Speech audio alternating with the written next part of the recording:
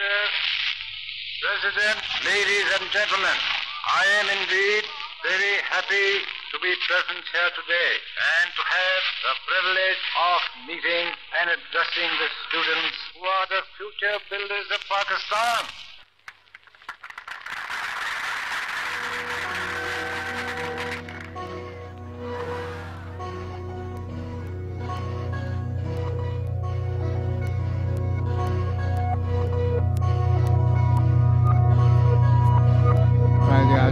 अली जिन्ना ने लड़कों को बुलाया और कहा कि मैं चाहता हूं कि तुम लोग जो है तो मिल कर के all India Muslim students federation कायम करो।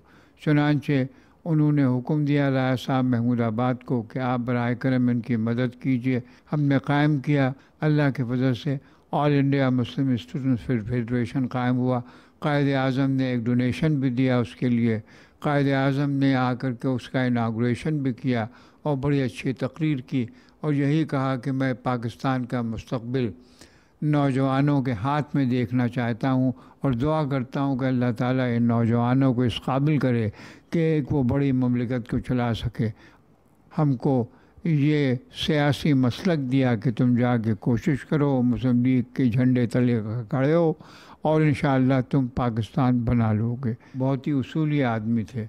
उन्होंने कहा आपका पहला काम यह है कि अच्छी तालीम हासिल करें और जो वालिदैन आपकी तालीम के लिए पैसे खर्च कर रहे हैं उसका सही मसरफ़ बनाएं और तालीम हासिल करें, क्योंकि बिला तालीम के आप तरक्की नहीं कर सकते। As you know, that the eyes of the world are upon Pakistan, and we are watched by the various nations of the world with the keenest interest. Since the establishment of Pakistan as an independent sovereign state, it has been a great and historical event.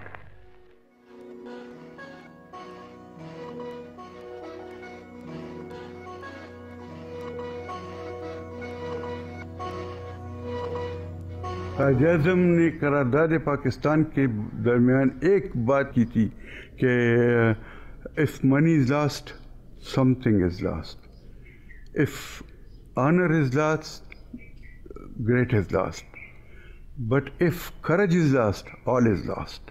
Quaid-e-Azam मुझे और मेरे भाई को my children होके पुकारते थे, ख़ासकर उसमें मुस्लिम लीग के सेशन में जो लाहौर में हुआ था, क्योंकि हमें लोगों ने पैसे दे दिए, इनाम दे दिया, तो वो उस वक़्त के काइन्स होते थे, तो काइन ज़्यादा काइन होते, तो हमने वो काइन लेके मैंने कायद-ए-आज़म को दे दिया कि ये आप मुस्लिम लीग के फंड में दाखिल कर दें।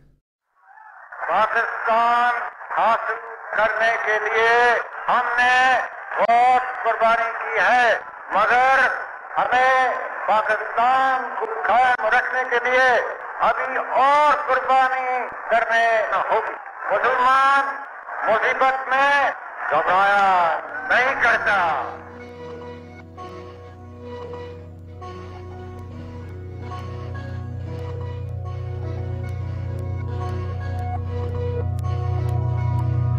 सन 37 में कायद-ए-आज़म ने जब पहली दफ़ा दिल्ली में विज़िट किया है तो घोड़ा गाड़ी में उन्हें लेके आए थे। कायद-ए-आज़म को एक किसी मकान की बालकनी में जगह उन्होंने हासिल की थी।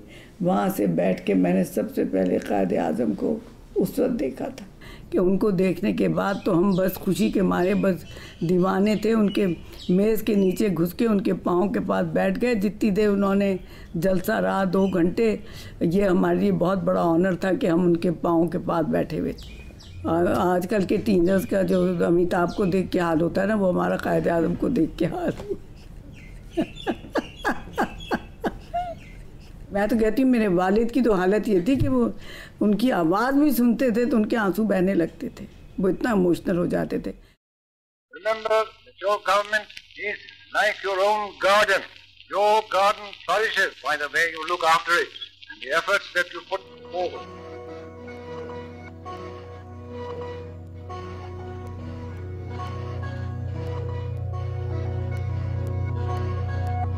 कायद-ए-आज़म में अक्सर आके हम हमारे साथ ब्रेकफास्ट टेबल पे बैठ जाते थे, बड़े रिलैक्स्ड। जिन्ना साहब हर साल गार्डन पार्टी देते थे दिल्ली में, तो हम लोग गए उनकी गार्डन पार्टी में।